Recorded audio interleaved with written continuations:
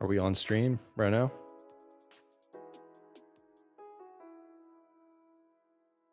Like, are we live right now?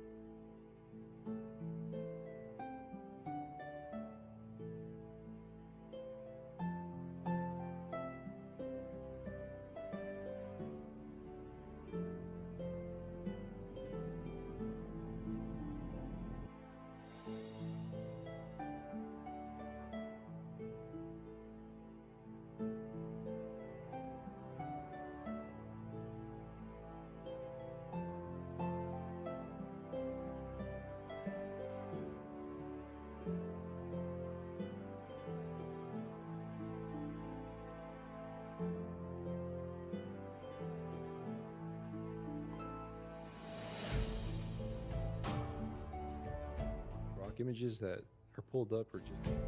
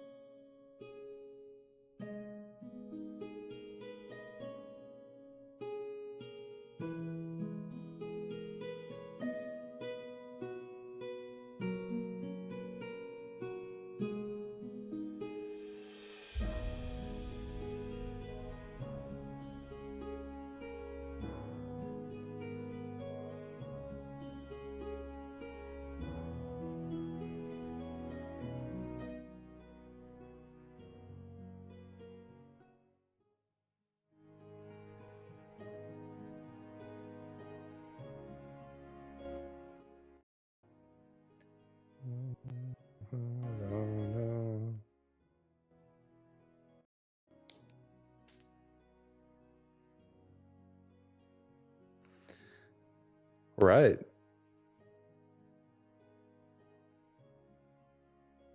That sounds like a great thing to do. Are we live right now, by the way? I'm watching myself pop my knuckles at the moment. Hang on, let me turn it up, make sure that we sound good.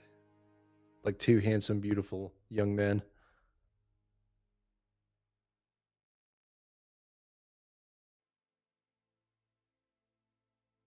I can't hear you. You're muted on the stream again. Yeah.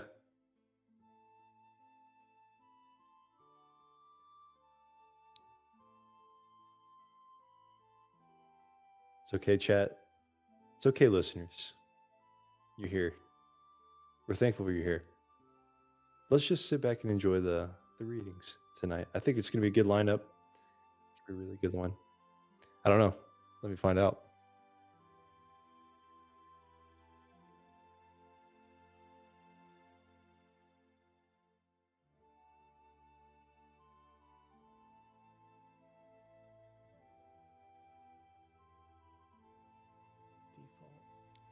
Luke.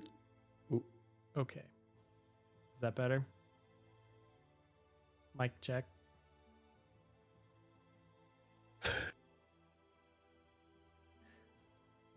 Hold on, there's still a delay. Just keep talking. Mic check. I can't remember if it's the main multi-track or if it's the pro chat. I think it should be the pro chat. So we'll see what that yeah, there does. you are. You're working now. We're good. Something happened. Let me make sure that's on all of us. Do all of us work? You're a little low at the moment, but if you could turn yourself up some.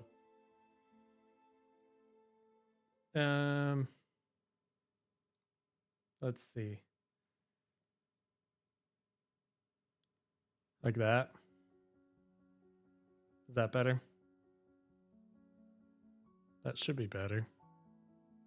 Just a little bit. Yeah, just give it a second. It's so difficult going like I'm in a triangle right now. I got the camera, I got the stream, and then I got listening to you.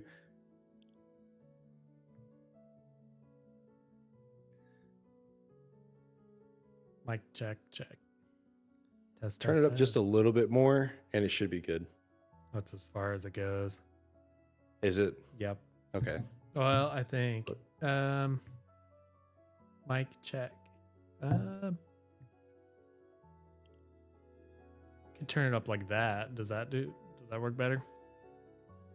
I don't know. Let's see. Let's find out.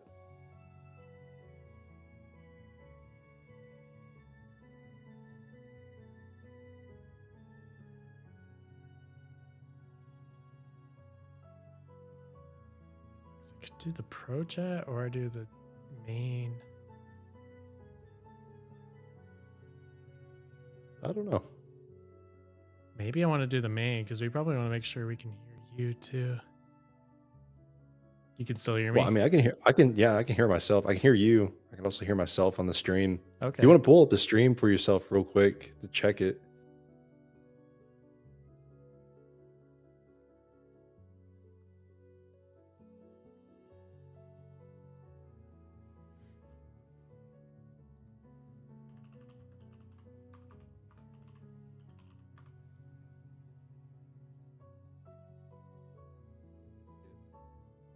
I mean, I can hear you, Luke, right now on the stream.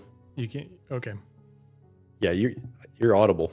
Okay. Just didn't want to be louder than you. Yeah. Turn the volume all the way up. I can actually hear it on here, maybe. There's the delay, of course. I mean, I can hear you, Luke, right now on the stream.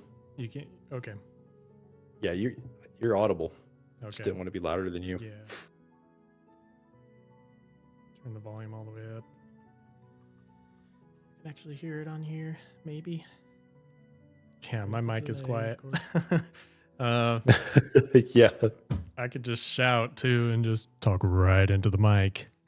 Okay. Blast everyone's ears out.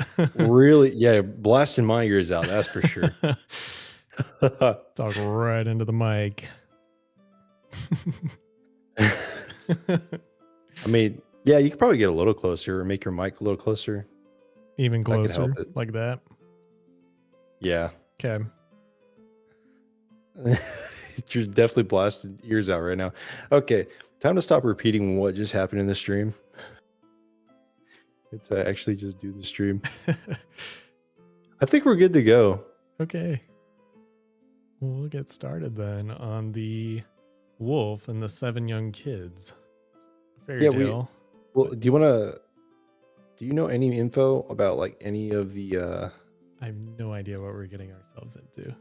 No Really? context. No context at no all. context? Okay. Oh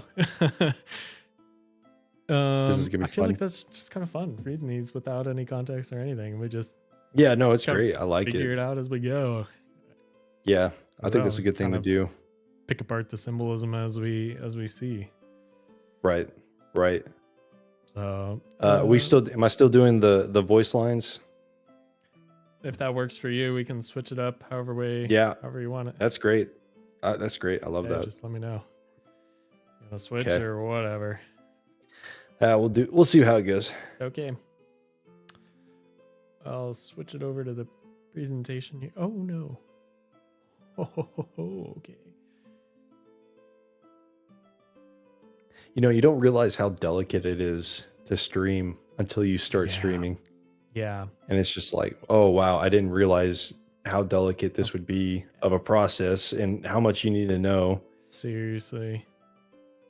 It's like having to learn Underestimate. learning logic all over again. What interrupts what, Mm-hmm. Getting all the Jeez. mics all set up and whatnot. It's crazy. Yeah.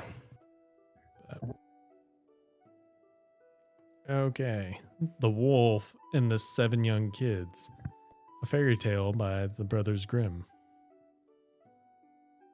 There once was an old goat who had 7 little ones and was fond of them as ever mother was of her children. Hold on, Whoa. slow down real quick. Whoa, boy. Hold on. just calm down. And get yourself started. Get yourself started. Get yourself warmed up. We're live here. Hey, we're live. It's okay. Calm down. It's all good. Okay. Talking nice right little into the breather. mic here. Make sure we're blasting. Introduction. Yeah, that's right. That's what we want. I feel like it really helps watching other people stream sometimes too. Oh yeah, of course. Like watching them stream, figure it out, but they've got it so figured out so far that you don't really It's wild. Yeah, you don't really see all the background info that goes on. Yep. All right. Let's do it. Okay. Take it from the top. The what? Take it from the top. you're on the right track. There was once an old goat who had 7 little ones and was as fond of them as ever mother was of her children. One day she had to go into the wood to fetch food for them. So she called them all round her. "Dear children," said she, "I am going out into the wood, and while I am gone, be on your guard against the wolf. For if he were once to get inside, he would eat you up, skin, bones, and all. The wretch often disguises himself, but he may always be known by his hoarse voice and black paws." "Dear mother," answered the kids, "you need not be afraid. We will take good care of ourselves." and the mother bleated goodbye and went on her way with an easy mind. It was not long Okay, before... so I just Yes. want to say real quick, the background image is perfect because if these were just like regular kids living in the woods, I would be really concerned if my mother bleated at me. Right? No, it totally works. Yeah. that sounds like something a goat would do, or a lamb, or any other Definitely. Yep. herbivore. I'm glad we picked that up before.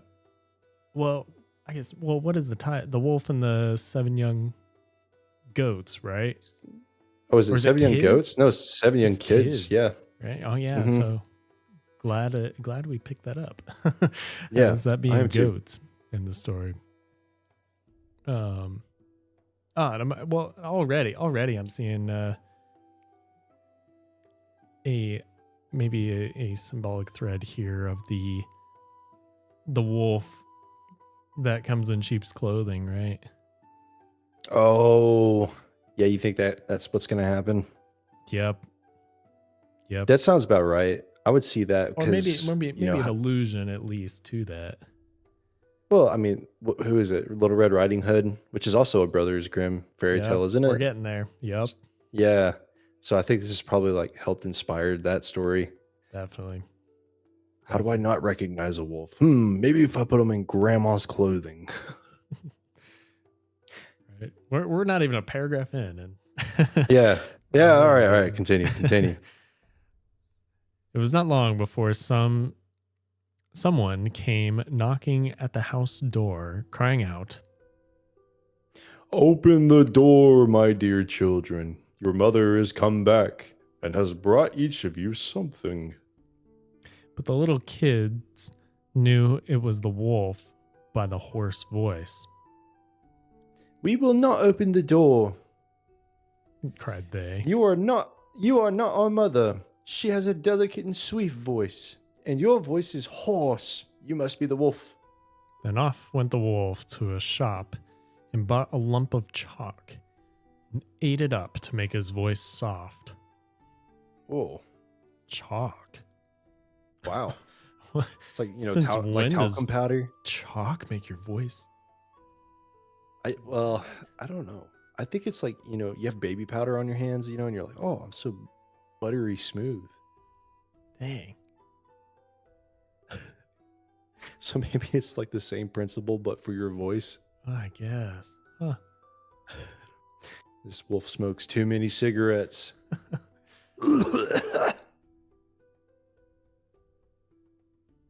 I can imagine. Dude, jeez. The... Sorry, yep, switching stuff up, of course. Are we switching up? Just my layout here. Okay, sorry. Now we're back.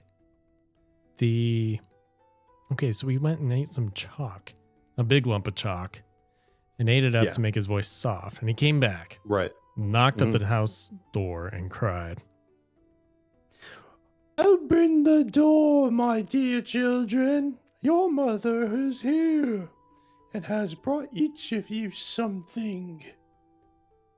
But the wolf had put up his black paws against the window. And the kids, Oh my god. seeing this, cried out, Dude, this wolf is greedy. We will not open the door. Our mother has no black paws like you. You must be the wolf. The wolf ran to a baker. Baker, Said he. I am hurt in the foot. Pray Pray spread some dough over the place. Oh, pray. Yeah, I see. Okay. And when the baker had plastered his feet, he ran to the miller. Miller, Said he. stir me some white meal over my paws.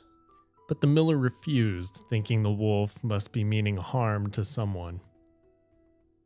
If you don't do it, Cried the wolf. I'll eat you up. And the miller was afraid and did as he was told. And that just shows what men are. Whoa. Gee. That just shows what men are. And So now if you get came the threatened- rogue the third time and knocked.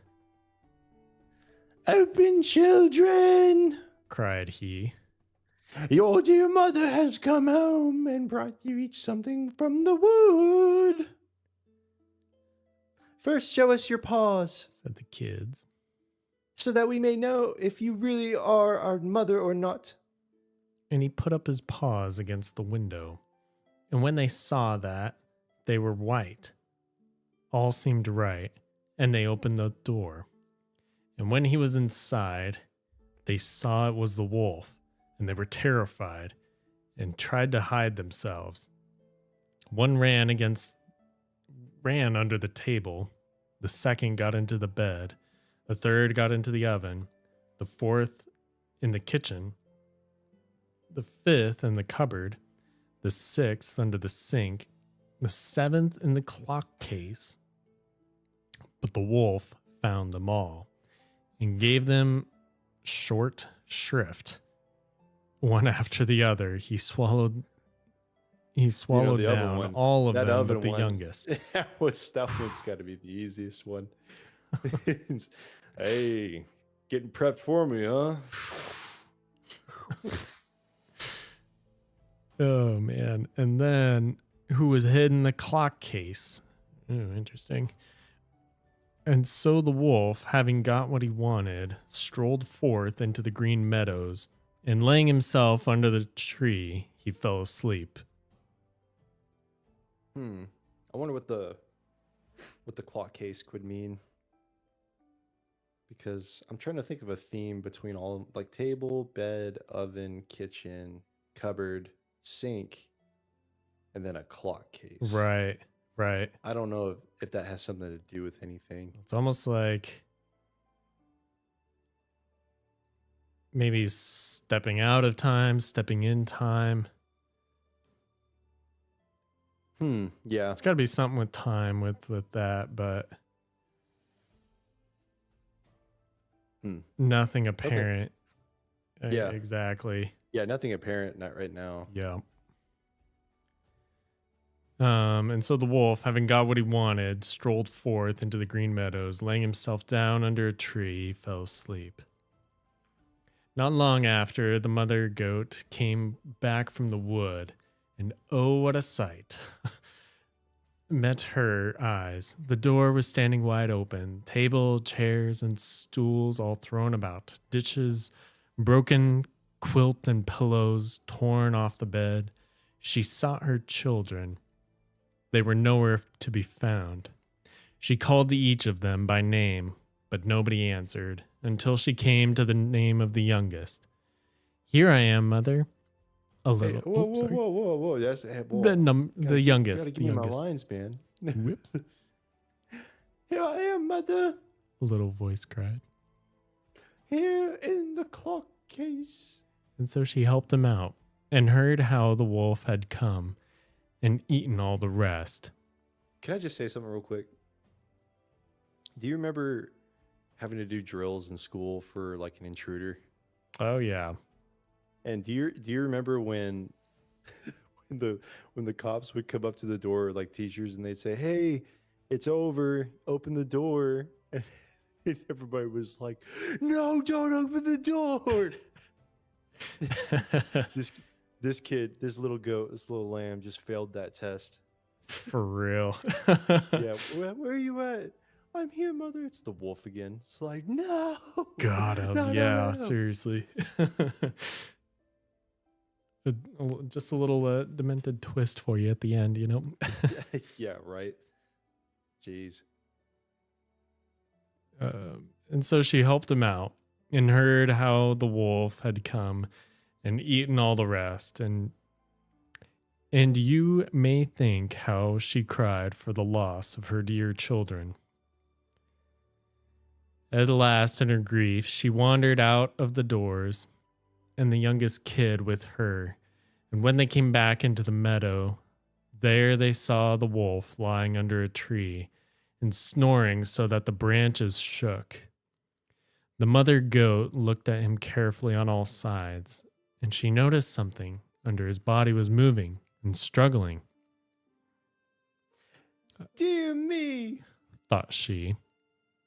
"Can it be that my poor children that he devoured for his evening meal are still alive?" And she sent the little kid back to the house for a pair of shears and Oh my needle and God. thread. Oh my God. Why the needle and thread? Oh boy. Oh boy. Just sew the wolf back up. Oh man.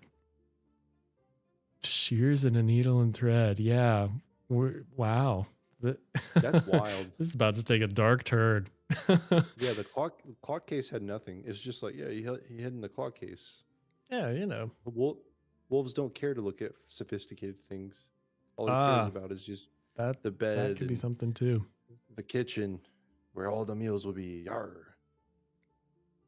True. It's almost like the clock is something more complicated than he'd have been able to open. Yeah, that was my first initial impression. I just didn't know how to word it at the time. Interesting. Well, now I think that woman is about to also crack something else open that is maybe a little bit more complicated than than the usual. I'm Mother Goat Surgeon. Oh, yeah. Then she cut the wolf's body open, and no sooner had she made one snip than out came the head of one of the kids, and then another snip, then one after the other. The 6 little kids all jumped out alive and well. Holy God, my God. For in his greediness, the rogue had swallowed them down whole. How delightful this was. So they comforted their dear mother and hopped about like tailors at a wedding. Now fetch some good hard stones, said the mother.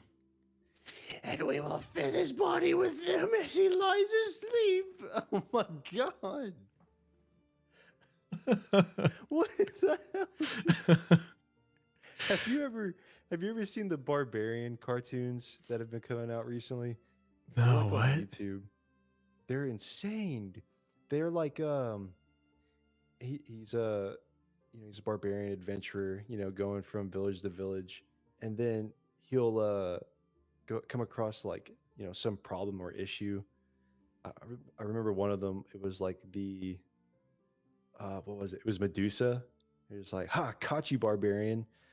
You looked into my eyes and now you'll turn into stone. And he says, well, what if I don't blink? That whole situation. I don't remember the whole thing. Yeah. But essentially, it's just like that hardcore of like, yeah, I could kill you, but I think I'll break the rules and make you suffer. That's what this sounds like. Oh, no, that's all of the Brothers Grimm fairy tales. I feel like in some twisted way. Like, let me make you suffer. Like you're just gonna suffer, or you're too stupid to suffer. That seems to be one of the cases from what we've read so far. Oh my goodness. We'll fill his body with them as he lies asleep. Oh man. That's insane. Dang.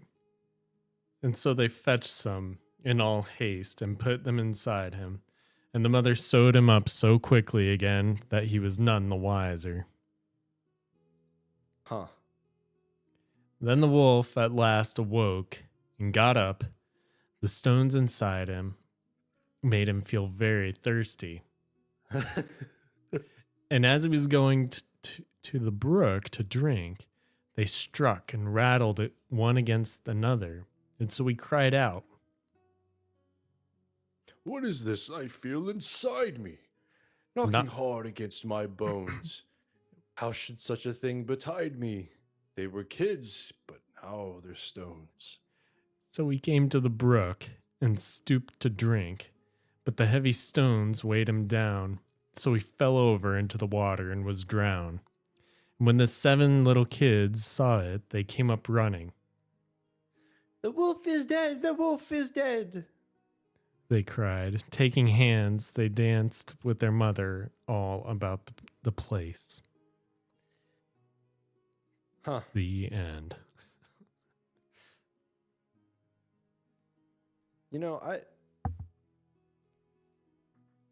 Okay, this is another animal story that we started off with. Mm-hmm. And, the first one was like about a cat, and the cat succeeded. Yes, the cat and mouse in partnership, yeah. Yeah, right. But now this time, they live separately, and the predator's trying to take advantage still. But it was the herbivores who got away with this time.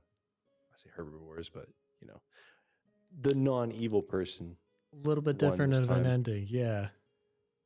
With this one, a little bit happier of an ending with this one, man. Yeah, it is. It's a lot better. And I feel like we're I don't know about you, but I get this kind of disconnect between between like 1800s writing in which death is normal and like killing animals and animals dying, like they're so used to it. They see it all the time. Oh yeah, Compared to like our, current culture that we live in, we don't pay attention to it at all, or it's always an atrocity in some way. yes, It's never no, just like yeah. just In part of life. olden times, that the people used to be a little bit more well acquainted with death. Yeah. It was just Yeah, kind of and it's more not. normal way of life, really. Yeah, and that's so insane because it's like three generations. I think like three or four generations since like the 1800s. Mhm. It's not probably like five or six, honestly, but still, that's not a long time compared to like their like grandpappies and grandmamas, like Yeah, who who were doing the same thing that they've always done. And then now here we are just talking about it and being like, wow, that's insane. Why would why would you sow stones inside the wolf? seriously, yeah. Oh, that's crazy. That is insane. I don't get that. Well, I feel like back then they used to do more edgy surgical procedures as well. like, That's fair. like let's just say the plague doctor looks a little bit different now than he used to. Yeah, yeah. Well, plague doctor's whole point was so he could stuff roses in his mask, so he didn't have to smell the dead bodies. Mhm. But yeah, dealing Or with like death every day on that or maybe end. another example would be like bloodletting. Yeah, How what is that? oh goodness, how I'm looking it up. sometimes doctor, well, when you're sick, Oh they would yeah, they would okay. they would let some of the blood out of your system, and because they thought you had bad blood, right? Mm-hmm. So I or wonder if that would the work. doctor would like stick leeches on you. Yeah, I wonder if that would work with if you had like sepsis. They just let all your blood out of you to get the bacteria out. I'm sure that doesn't work at all, but I No. just wanted to see. All right, on to the next story. Yeah, next one. Next one is Trusty John. Is that right? Yes, it is. Yep. Okay, I'll start us out on this one. All right. Trusty John. Fairy tale by the Brothers Grimm. There once on a time an old king who was ill and thought to himself, I am lying on what must be my death. Dang it. And No, thought to that's me. himself, Yeah, no, that's me that time. Thought to himself, I am lying on what must be my deathbed. then said he, Tell faithful John to come to me.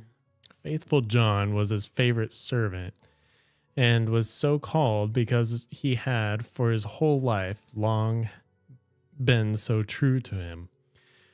When therefore he came beside the bed, the king said to him, Most faithful John, I feel my end approaching. I have no anxiety except about my son. He is still of tender age and cannot always know how to guide himself. If thou dost not promise me to teach him everything that he ought to know and to be his foster father, I cannot close my eyes in peace. Then answered Father John, Faithful John, Father John. I will not forsake him. I will serve him with fidelity, even if it should cost me my life. On this, the old king said, Now I die in comfort and peace. Then he added, After my death, thou shalt show him the whole castle, all the chambers, halls, vaults, and all the treasures which lie therein. But the last chamber, and the long gallery, in which is the picture of the princess of the golden dwelling, shalt thou not show. If he sees that picture, he will fall violently in love with her, and will drop down in a swoon, and go through great danger for her sake. Therefore, thou must preserve him from that. and when faithful John had once more given his promise to the old king about this, the king said no more, but laid his head on his pillow and died. Oh, you know what that reminds me of? What? Already that reminds me of the Iliad. You know, Oh, it was it was Hera. What was his name? Oh, he was the one who, all the goddesses came before him, were like, "Hey, which one of us is the most beautiful? Whoever you pick, we'll give you this reward." And it was what's his name? Paris. Paris looked at Aphrodite and she said, "Yeah, thank you," and says, "I'll give you the most beautiful woman on earth." And he was like, "Oh yeah, I'll pick." I forget who it was, but it was the Trojans, because Paris was a Trojan, and then he went to Agamemnon's to steal Agamemnon's wife, because that was who he was given. Took her and then took her back to Troy. That's what this already reminds me of. gotcha. Yeah. And that happens at the beginning of the Iliad? Yeah, essentially follows Paris, and that's basically how the Trojan War started, according to Homer. Gotcha.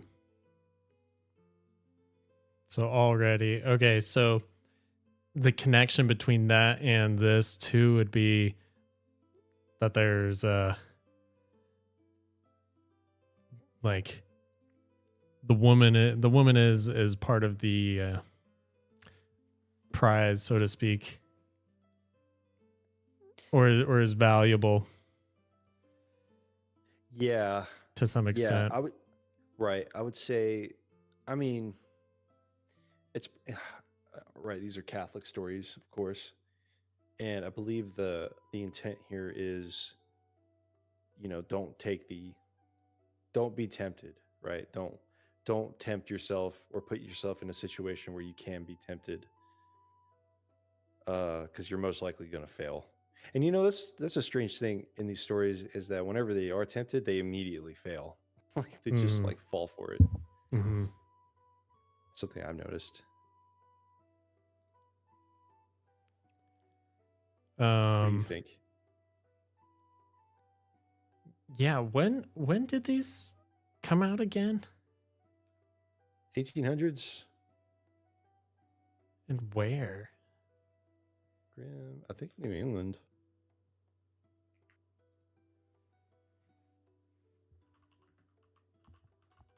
Released and Germany. That's right. Mm-hmm. This makes a lot more sense now. Well, and I think a lot of these stories too are like they kind of collected. I want to say they like collected these like over time to where Yeah. they just were the ones that wrote down these old kind of folk tales that were floating around for, well, not just had been floating around for a long absolutely. time, Yeah. Yeah, course. absolutely. Um, I have a couple dates. So, first volume was released in 1812, and then the second volume 1814, and then a second edition in 1819. And then culminating in 1857 as the definitive version. So, I mean, leave it to the Germans. Sure, yeah. The Germans know what they're doing on that stuff. They know how to be freaky on that. Just really harsh fairy tales.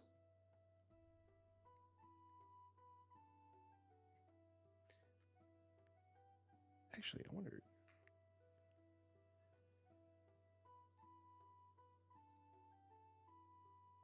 Since they were German, I wonder if they were Protestant. Okay, they weren't Catholic. They were Protestants, often described as Reformed Calvinist. That explains why whenever you see the desire, that you fail so often, because you have no other choice, so you're just going to fail. It's just who you are. Right? That's the sin nature. You have no freedom except to do only that which is evil, because you are totally depraved as a human being. Right. I'm looking at you, viewer.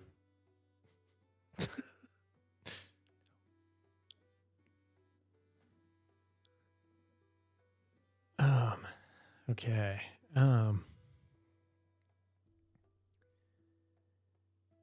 Let's see. Whoops. Okay. So I think it's interesting too that the golden dwelling is coming up. Sorry, I had to go back a slide here. The color of gold came up again, which we touched on a lot in the previous episode as well. And we're also seeing, I guess, another castle come up where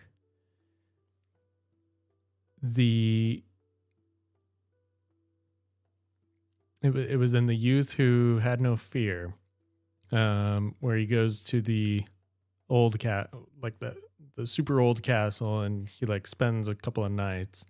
I want to say if I'm remembering correctly, he stayed in a couple of rooms at a time. If I'm remembering that right. Are you talking about the young man who needed to learn fear? Yeah. Yeah. Yeah, he was in the castle multiple times. Right. And so it was almost like going to the castle and being at the castle was kind of a learning experience for him, right? Right. So are you saying that? I think we're kind of seeing that again in this story a little bit. Oh, okay. Yeah. But there's a guide this time, someone's guiding them. There is. Yep.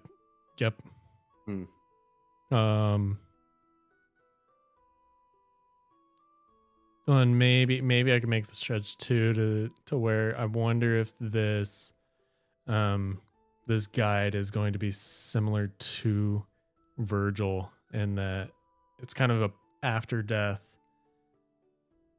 Of course, it's not the person he's encountering, but this is an after death kind of character who's guiding, if that makes sense. Yeah. Right. I agree with you on that, because you can already see that they set him up as a virtuous man, completely capable, right? And that's kind of the point of Virgil as well. Except it's not from the point of view of Dante or, the person he's supposed to lead. It's from the point of view of the leader. It's from Virgil, it's from faithful John. Right. So interesting perspective, I guess. We're getting with this one. I like that. That's pretty good. Just it's already so much. Yeah, no, this one we're ramping it up really quick. Yeah. You want to keep going? Yep, let's go. Okay. When the old king had been carried to his grave, faithful John told the young king all that he had promised his father on his deathbed, and said, This will I assuredly perform, and will be faithful to thee as I have been faithful to him, even if it should cost me my life. When the morning was over, faithful John said to him, It is now time that thou shouldest see thine inheritance. I will show thee thy father's palace. Then he took him about everywhere, up and down, and let him see all the riches. and the magnificent apartments. Only there was one room which he did not open, that in which hung the dangerous picture. The picture was, however, so placed that when the door was opened, you looked straight in on it. And it was so admirably painted that it seemed to breathe and live. And there was nothing more charming or beautiful in the whole world. The young king, however, plainly remarked that faithful John always walked past this one door, and said, Why dost thou never open this one for me? There is something within it he replied. which would terrify thee. But the king answered, I have seen all the palace, and I will know what is in this room also. and he went and tried to break open the door by force. Then faithful John held him back and said, I promised thy father before his death that thou shouldest not see that which is in this chamber. It might bring the greatest misfortune on thee and on me. Ah, no. replied the young king. If I do not go in, it will be my certain destruction. I should have no rest day or night until I had seen it with my own eyes. I shall not leave the place until thou hast unlocked the door. Then faithful John saw that there was no help for it now, and with a heavy heart and many sighs, sought out the key from the great bunch. When he had opened the door, he went in first, and thought by standing before him he could hide the portrait so that the king should not see it in front of him. But what availed that? The king stood on tiptoe and saw over his shoulder. And when he saw the portrait of the maiden, which was so magnificent and shone with gold and precious stones, he fell fainting to the ground. Faithful John took him up, carried him to his bed, and sorrowfully thought, The misfortune has befallen us. Lord God, what will be the end of it? Then he strengthened him with wine until he came to himself again. The first words the king said were, Oh, the beautiful portrait. Whose is it? Who is it? That is the princess of the golden dwelling, answered faithful John. Then the king continued, My love for her is so great that if all the leaves on all the trees were tongues, they could not declare it. I will give my life to win her. Thou art my most faithful John. Thou must help me. That's really good imagery. That if all the leaves on all the trees were tongues, they could not declare it. I like that. That's really good. Nice.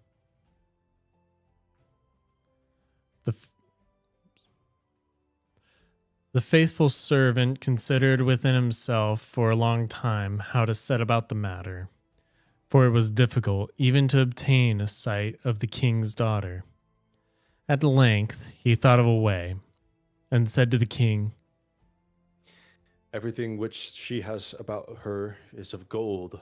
Tables, chairs, dishes, glasses, bowls, and household furniture. Among thy treasures are 5 tons of gold. Let one of the goldsmiths of the kingdom work these up into all manner of vessels and utensils, into all kinds of birds, wild beasts, and strange animals, such as may please her. And we will go there with them and try our luck. The king ordered all the goldsmiths to be brought to him, and they had to work night and day until at last the most splendid things were prepared. When everything was stowed on board a ship, faithful John put on the dress of a merchant, and the king was forced to do the same in order to make himself quite unrecognizable. Oh boy. Then they sailed across the sea and sailed on until they came to the town wherein dwelt the princess of the golden dwelling. I like how John just knows where this place is. Oh yeah, the golden dwelling. Yeah. Also, he just looked at the painting. He's like, yeah, whatever. Yeah. Faithful John bade the king stay behind on the ship and wait for him. Perhaps I shall bring the princess with me. Oh, was that the king who said that? Um, Said he? Faithful John bade the. I think it's John. Perhaps I shall bring the princess with me. said he. Therefore, see that everything is in order. Have the golden vessel set out and the whole ship decorated. Then he gathered together his apron, in his apron, all kinds of gold things, went on shore and walked straight to the royal palace. When he entered the courtyard of the palace, a beautiful girl was standing there by the well with 2 golden buckets in her hand, drawing water with them. And when she was turning round to carry away the sparkling water, she saw the stranger and asked who he was. So he answered, I am a merchant. and opened his apron and let her look in it. Then she cried, Oh, what wonderful, beautiful gold things. and put her pails down and looked at the golden wares, one after the other. Then said the girl, The princess must see these. She has such great pleasure in golden things that she will buy all you have. She took him by the hand and led him upstairs, for she was the waiting maid. When the king's daughter saw the wares, she was quite delighted and said, They are so beautifully worked that I will buy them all of thee. But faithful John said, I am only the servant of a rich merchant. The things I have here are not to be compared with those my master has in his ship. They are the most beautiful and valuable things that have ever been made in gold. She wanted to have everything brought to her, but he said, There are so many of them that it would take a great many days to do that, and so many rooms would be required to exhibit them, that your house is not big enough. Then her curiosity and longing were still more excited, until at last she said, Conduct me to the ship. I will go there myself and behold the treasures of thine master. On this, faithful John was quite delighted, and led her to the ship. And when the king saw her, he perceived that her beauty was even greater than the picture had represented it to be. Dang. Even getting to John now. And thought no other than his heart would burst in twain. Then she got into the ship, and the king led her within. Faithful John, however, remained behind with the pilot and ordered the ship to be pushed off, saying, Set all sail till it fly like a bird in air. Within, however, the king showed her the golden vessels, every one of them, also the wild beasts and strange animals. Many hours went by whilst she was seeing everything, and in her delight she did not observe that the ship was sailing away. Yeah, this is straight up Iliad. Yeah. This is Paris stealing the girl. That's so funny.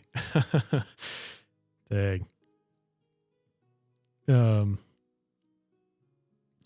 What did she do? After she had looked at the last, she thanked the merchant and wanted to go home. But when she came to the side of the ship, she saw that it was on the deep sea far from land and hurrying onwards with all sail set. Ah! Cried she in her alarm. I am betrayed. I am carried away and have fallen into the power of a merchant. I would rather die. The king, however, seized her hand and said, I am not a merchant. I am a king, and of no meaner origin than thou art. And if I have carried thee away with subtlety, that has come to pass because of my exceeding great love for thee. Bro. The first time that I looked on thy portrait, I fell fainting to the ground. When the princess of the golden dwelling heard that, she was comforted, and her heart was inclined unto him, so that she willingly consented to be his wife. Damn. So Nice. different times, man. You can't just kidnap a girl and be like, yeah, I'm royalty. You cool with that? I'm kidding. Maybe that does happen nowadays. Maybe I'm just so much of a peasant. I don't even know. It so live in happened squalor, how Luke. it what? I live in squalor. I live in squalor. I don't live in royalties. I would never know. It so happened, however, while they were sailing onwards over the deep sea, that faithful John, who was sitting on the forepart of the vessel making music, saw 3 ravens in the air, which came flying towards them. On this he stopped playing and listened to what they were saying to each other, for that he well understood. One cried, Oh, there he is, carrying home the princess of the golden dwelling. Yes, replied the second. but he has not got her yet. Said the third. But he has got her. She is sitting beside him in the ship. Then the first began again and cried, What good will that do him? When they reach land, a chestnut horse will leap forward to meet him, and the prince will want to mount it. But if he does that, it will run away with him and rise up into the air with him, and he will never see his maiden more. Spake the second. But is there no escape? Oh, yes, if anyone else gets on it swiftly and takes out the pistol which must be in its holster and shoots the horse dead with it, the young king is saved. But who knows that? And whosoever does know it and tells it to him will be turned to stone from the toe to the knee. Then said the second. I know more than that. Even if the horse be killed, the young king will still not keep his bride. When they go into the castle together, a wrought bridal garment will be lying there in a dish and looking as if it were gold, woven of gold and silver. It is, however, nothing but sulfur and pitch, and if he put it on, it will burn him to the very bone and marrow. Said the third. Is there no escape at all? Oh, yes. If any one with the gloves on seizes the garment and throws it into the fire and burns it, the young king will be saved. But what avails that? Is it still you? I think it's me. I think this one's you, yeah. Okay, yeah. Whosoever knows it and tells it to him, half his body will... Oh, no, I'm sorry. Oh, no, that is me. Okay, all right. Whosoever knows it and tells it to him, half his body will become stone from the knee to the heart. Then said the third. I know still more. Even if the bridal garment be burnt, the young king will still not have his bride. After the wedding, when the dancing begins, the young queen is dancing. She will suddenly turn pale and fall down as if dead. And if someone does not lift her up and draw 3 drops of blood from her right breast and spit them out again, she will die.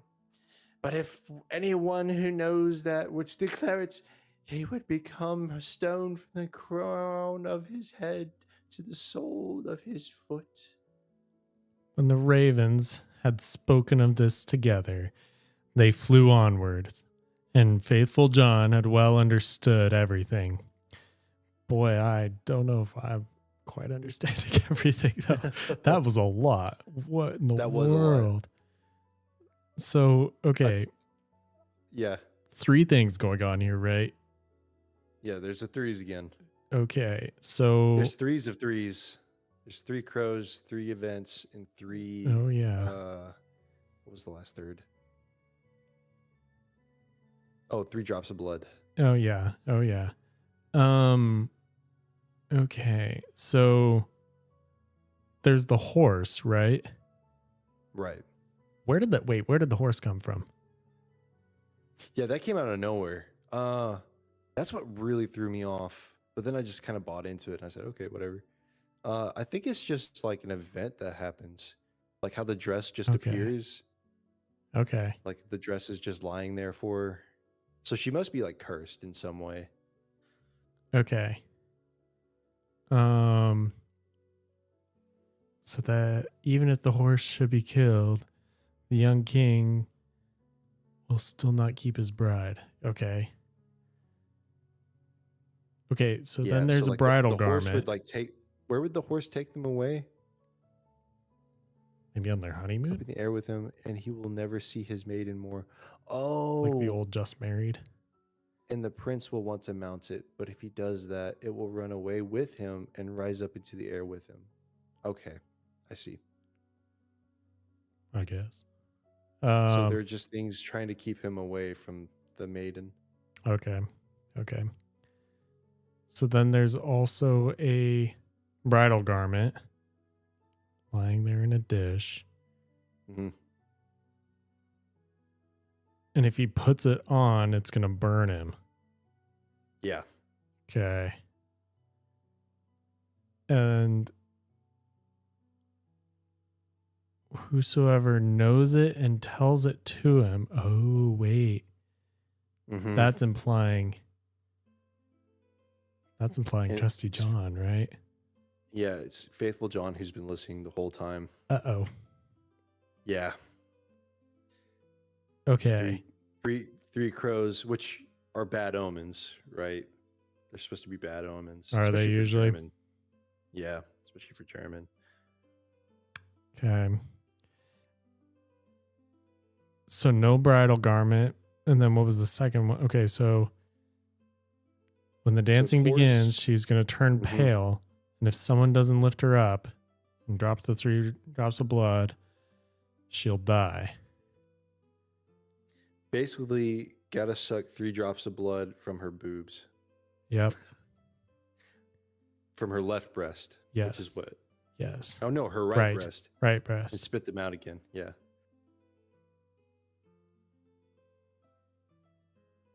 Draw 3 yeah. Huh. Okay. Oh gee, Faithful John. I have my worries. But whether he's gonna make it through this All right. without turning to stone. Okay. So when the ravens had spoken of this, together they flew onwards, and Faithful John had well understood everything.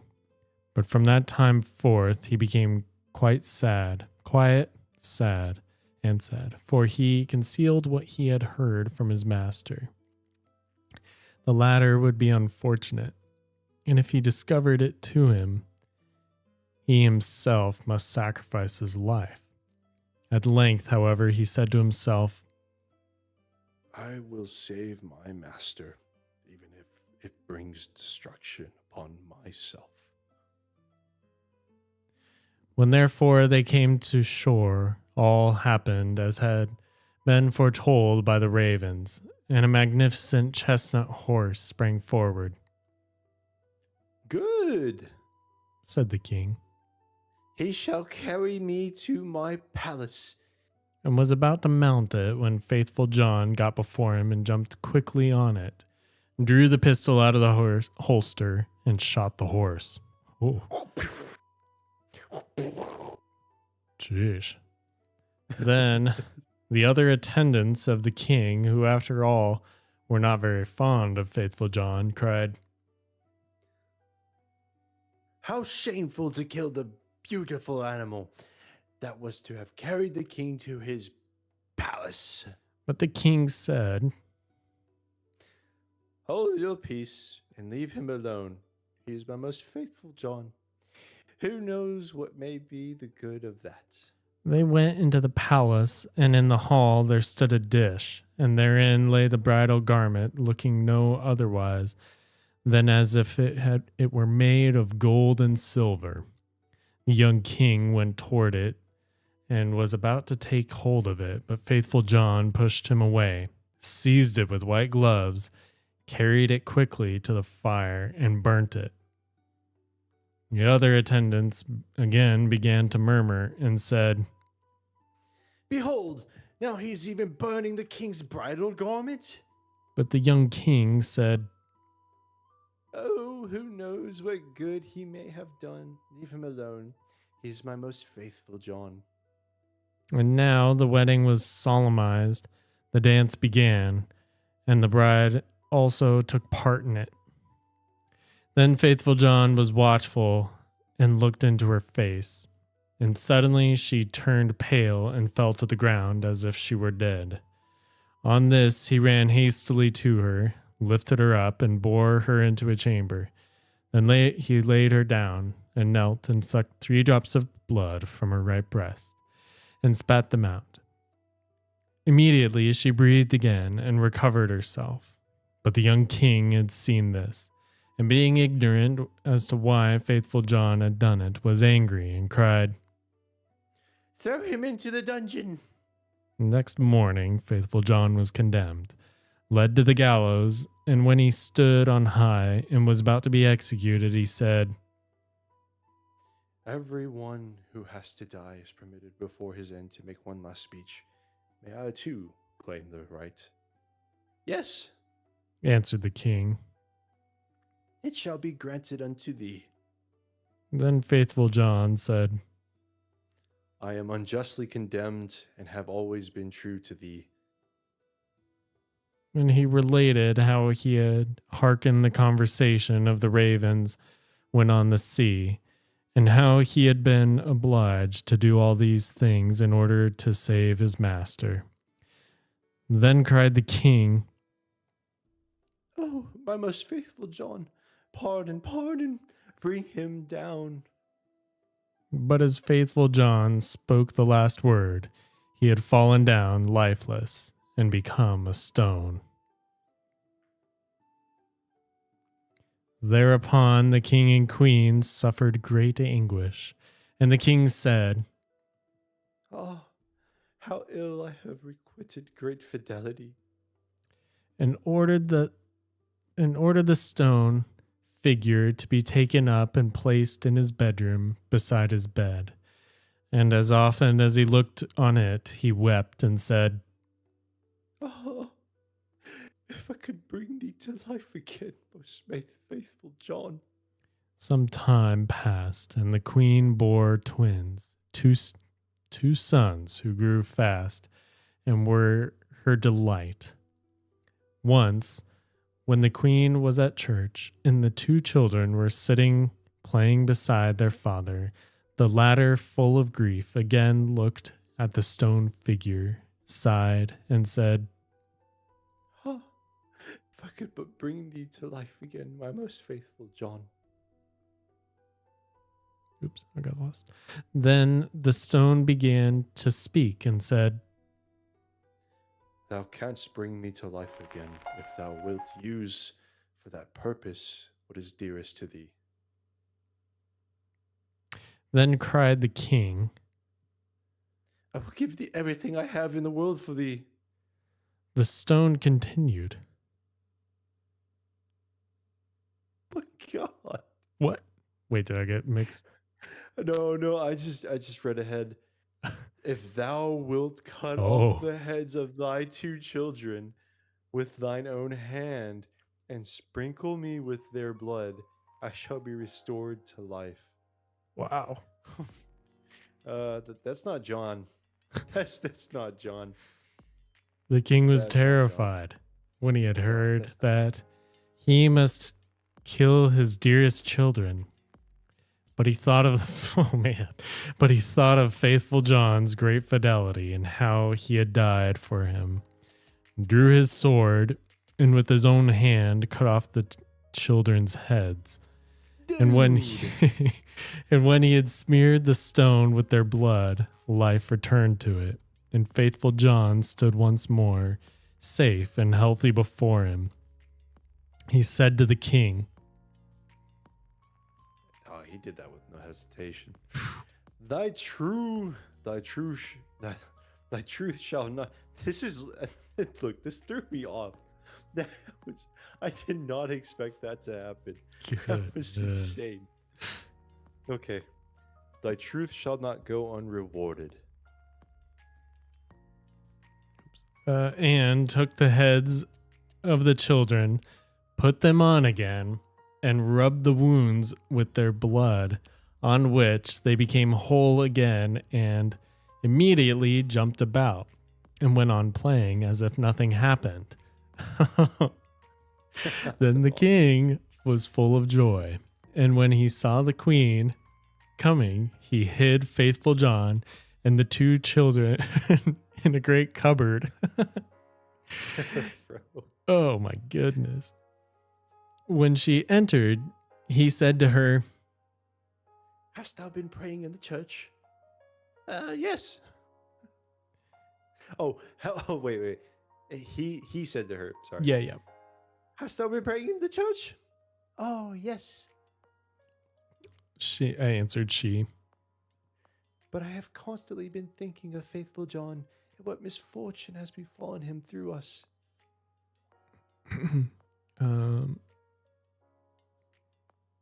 Whoops. Sorry. Then said he, "Dear wife, we could give him his life again, but it will cost us our two little sons whom we must sacrifice." oh my goodness. The queen turned pale and her heart was full of terror, but she said, "We owe it to him for his great fidelity." Then the king was rejoiced that she thought as he had thought, and went and opened the cupboard, and brought forth faithful John and the children, and said, "God be praised. He is delivered, and we have our little sons again also." And, oh, yeah. and told her how everything had occurred. Then they dwelt together in much happiness until their death. Oh. Oof. That ending. Wow. That was an ending.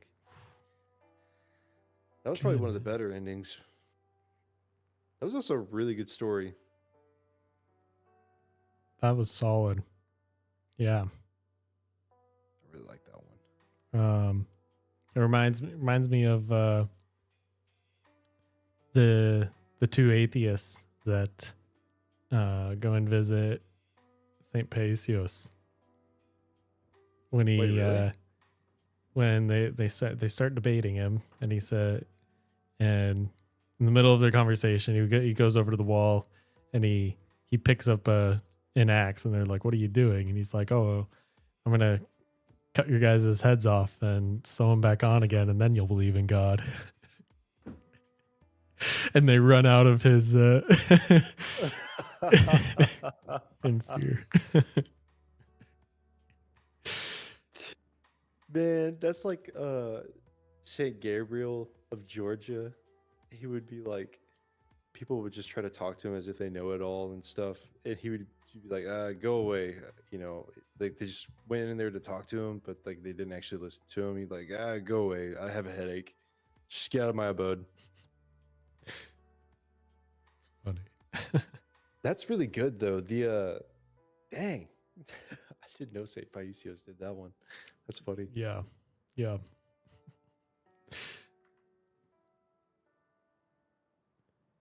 That was a That one felt long.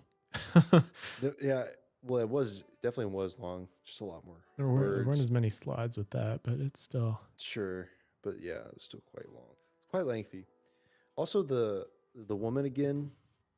There's a woman involved, like in Our Lady of the Woods, I believe that's what it was.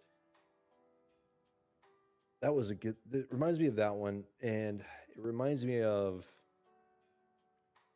this one. Seems more rather than Mary. This one's more about like the church and the prize of the church, right? Because the church is the bride of Christ. mm-hmm. That's what this one reminds me of. And, because all the golden imagery, she's full of gold, she has gold, and she's a beautiful woman. Yeah, that just straight up reminds me of the church. Mm-hmm. And, I'm pretty sure John is supposed to take on Christ, just to be like Christ, essentially. I think that's what's Right. going on there. And then I think Or even, or maybe ending, even say John the Baptist too, to where he's almost like a precursor fool that nobody knows what he's doing or why, or like why he's doing stuff, but Right. he's got foresight to what's about to happen. Yeah, my reasoning that it's Christ is because it saves the princess and the king, because he saves them both by sacrificing himself, right? Like by going through all those things to the point of, like, death, and he essentially died, right? Because he turned to stone. Definitely, right. And then Right. Well, yeah, even to and build on then the that end. too, that he becomes stone, like in Daniel's vision, where the stone knocks over the Nebuchadnezzar kingdom, or Yeah, the great mountain falling from the sky. exactly, yeah, yeah, Yeah. And then at the end, it's more of a Abraham and Isaac, the response of faith. How are you going to respond? This person was so faithful. How should you respond with your own faith? yes, by sacrificing Yeah. child, that kind of child sacrifice, kind of. Yeah. And I think, like, the king said it best himself. It's like, well, he was so faithful to me. Why should I not be faithful to him? Right. Yeah, definitely. But they shot the That's a good horse, one. man. The horse. That's funny. That's really funny. The poor horse. Just goes, he's like, oh, there it is. Man, It just drops limp, like.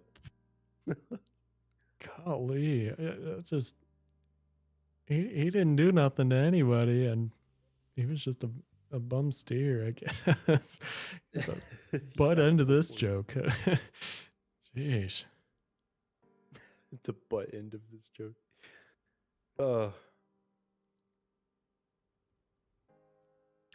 Well, I guess at least most people got a happy ending in this story. Yeah, definitely a lot. Yeah, I like that one. That one was really good. That's good. Wow, we only got through. How many? Hold on. How long has it been so far? How long have we been streaming?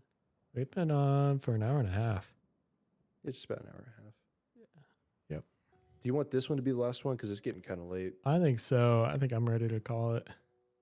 Yeah, that'd be good. We can end it with a good note. Cool. How long is Nice this been? happy ending. Oh, you want to end it right now, or do you want to end it after this next story? Well, Because I'm kind of looking through it. This one might take a little bit. yeah. I'm thinking Okay. call it now. I'm good. Yeah, okay, that's good. Yeah. This is a good happy ending. Yeah. That was a great story. Yeah, that was a really good story. I like that story a lot. What was the first one again? The wolves? That was Yeah, that was crazy. wild. he just like sew rocks into a live animal and then sew it back up. Yup. Hang on, let me. I like that. That's funny. I think that's hilarious. Well, and actually, we got two different similar elements too, between the stones of faithful John turning into stone. Oh yeah. And in this story, the wolf almost getting stones inserted into him. Yeah, both became stones. And the kids. Means. The kids also being killed and brought back to life. Yeah, I mean, that was their resurrection, right? I would say, because, they were thrown into a tomb, devoured by death, but then freed by the mother, who was probably the figure of the church, right? Right. That's probably what that is. Man. Yeah, that's really good. A lot going on in these, yeah. Yeah, there is. There's so much imagery going on in these stories. I mean, like the more you like kind of dwell on it, the more things kind of stick out to Pop you. out. Yeah. Yeah.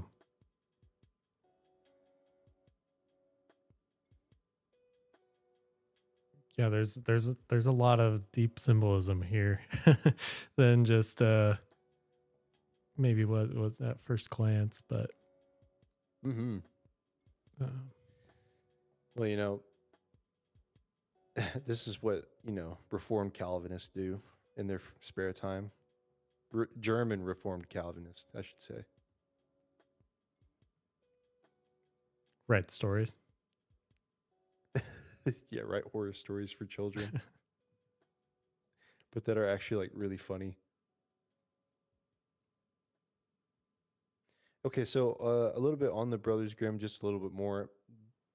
There's a moral lesson for all of their stories, of course, but Google AI Google AI says that they emphasize Christian morality, divine justice, and the triumph of virtue, making tales suitable for moral instruction. Yes. The National Catholic Register wrote that. Yes. Yep. Hmm. I would agree. I mean, Yeah, there's some deep stuff here. yeah, there's some really deep stuff. Also, it just helps children keep an imagination.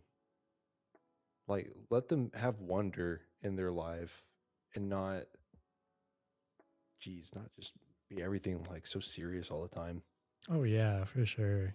Which I think it's um it makes it fun, like having some of the the Christian tale retold as through maybe shaded through some of these obscure elements Mm. Mm-hmm. that that kind of hides Christ in all of these, hides his story, hides different elements from the biblical tales in these. Yeah, it's kind of like a hidden in plain sight situation because you can't have it hidden unless it's written. Mm-hmm. And that reminds me of like the church, right? Our church building at St. Elijah's is made into the shape of a cross. Like the whole foundation of it is the shape of a cross. And so you're like, you're walking into the church, which is the cross, and just the amount of symbology throughout the whole church itself. It's all there, but you don't see it at the time. And it takes, the more you attend, the more you read, the more you dwell on it, the more you see it. Mm-hmm. Yep. Well, and I feel like it's the real reason too why I think it's good to look at some of these old stories too, is to see that no matter how far you go out from the gospel itself, is that these elements like can they keep popping up again in ways that that maybe you don't exactly expect, or it shows really if you trained your mind exactly exactly in a healthy positive way, and even Hmm. just for recognizing some of the symbols kind of in your daily life too Right. of And I what's would going even say, on. I would go a step further with a healthy, positive way. These are like healthy and positive stories because they bring out that goodness. They bring out the symbols and they make you think about those things. You wouldn't Right. think about those symbols or those goodness itself unless you were reading those stories. And so I think that's the beauty of it, is that Mm-hmm. that's happening while you read it, even if you don't understand it at the time. You're still collecting it. Right. Right. And And I think that's of course the not that important part. they replace the church, the gospel, anything like that, but just almost No. like a step away from, maybe one step removed from the gospel, the church, everything like that, at least can be good in that way, I guess. Yeah. Getting at. Yeah, I would agree. I would agree absolutely.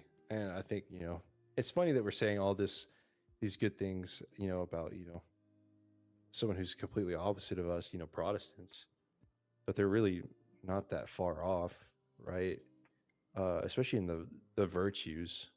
How they think about their virtues is different, but the the beauty in knowing that what is virtuous, what is good, and seeing it being played out, you see it played out. Right? That's just all there is to it, and then you can write it down, and you know what's good, and it's just like, I don't know, it's experiential, and that you can see the goodness itself in these stories, and especially for children.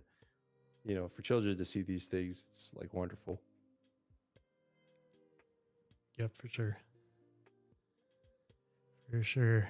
Well, we'll have to keep going next time. Yeah. All right. Well, folks, thank you for joining us in this episode of the Brothers Grimm. I should get that correct. Yeah, and we'll see y'all next time. Thanks for joining us. Absolutely. Take care.